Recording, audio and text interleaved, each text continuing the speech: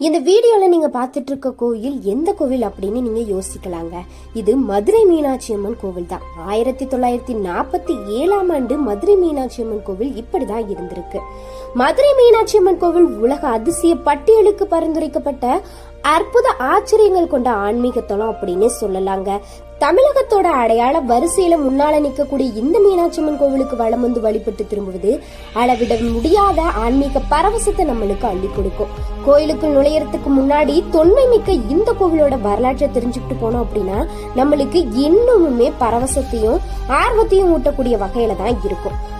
இந்த கோயில் ஆதியில இந்திரனால கட்டப்பட்டது அப்படின்னு சொல்றாங்க. தனக்கு ஏற்பட்ட கொலை பாவமான பிரம்மகத்தி தோஷனிங்க பல தலங்களுக்கு சென்று வந்த இந்திரன் கடம்பவன காட்டு பகுதிக்கு வந்தப்போ சுயம்புவாக தோன்றியிருந்த லிங்கத்தை வழிபட்டு சிவபெருமானுடைய அருளை பெற்றதும் இங்கேயே சிறு கோவில் நிர்மாணித்ததும் திருவிளையாடல் புராணத்தால தெரிய வருது. வீடியோ பிடிச்சிருந்தா